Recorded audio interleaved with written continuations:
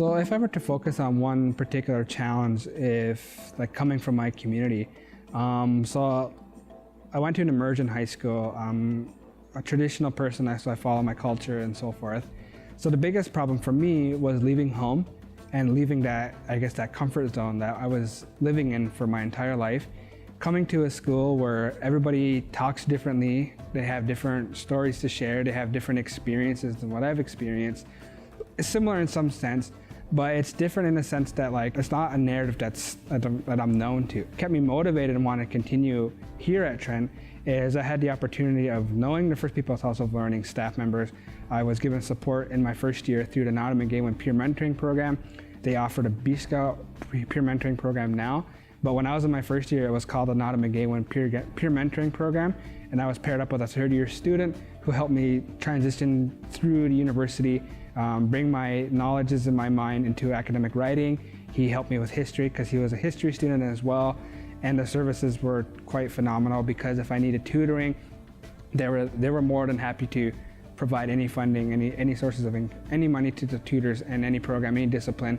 And they just basically made the university such a small community and a large community, and that made me jump in and feel very welcome here at campus. So my role is to support a summer orientation and a mentorship program for first-year Aboriginal students.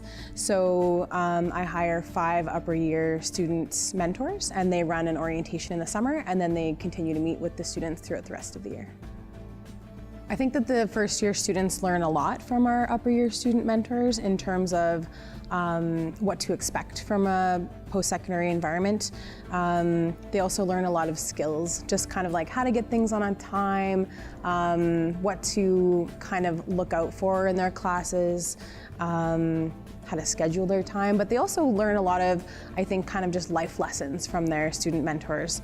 And we're also really big on the Indigenous knowledge portion of that mentorship. So we have elders come in and talk, and we also encourage the students, the mentors, to take their first-year students out to those events.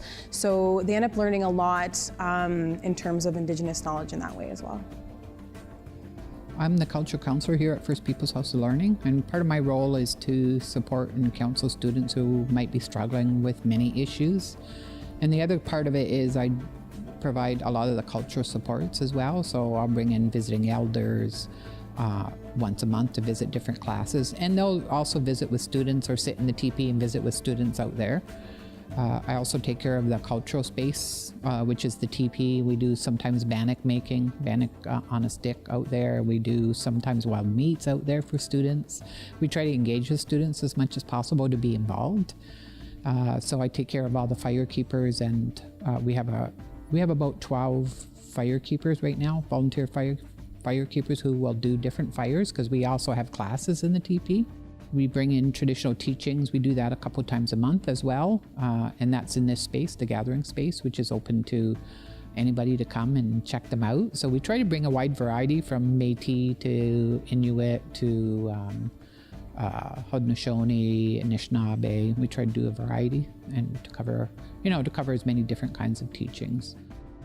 So for students who are coming from remote communities, particularly fly-in communities, that transition from a remote First Nations community to an urban setting, to a university campus, is almost the same as coming from a different country.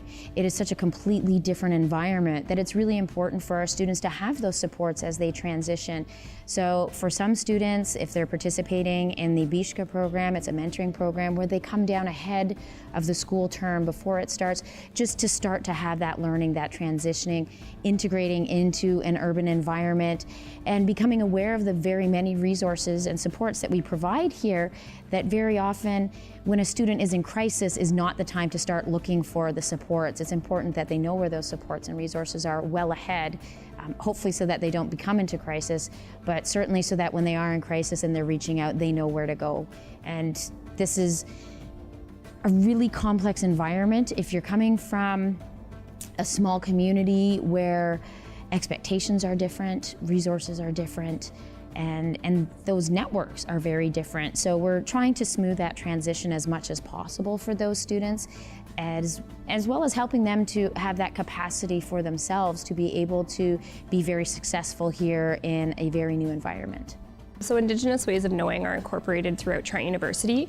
We were the first institution to recognize Indigenous knowledge as valuable, and that's been something that we're known for across North America. So ways that we do that is we incorporated it a lot through our Indigenous Studies program, but also through our cultural programming piece, where that is bringing in speakers and knowledge holders, running Learn by Doing workshops. We host the Elders and Traditional People's Gathering for the past 41 years. So just ways that we can bring the knowledge to the campus that's outside the classroom. Another way that we incorporate Indigenous knowledge is also in other faculties. So we have an Indigenous Bachelor of Education that has started, so that's something that students can enroll in to become teachers. It's run throughout our nursing program, our social work program. It's really infused throughout the institution. When I think about my journey in post-secondary education, I wish that someone was there to tell me that I belong here, you belong here, and this is a space that is for you. And so I hope that on your post-secondary education journey that you take advantage of the supports that you have at your institution, and that you know to always tap into those supports, and that Indigenous knowledge is valued and is something that you can bring into your studies. And I hope that you take those words with you on your journey.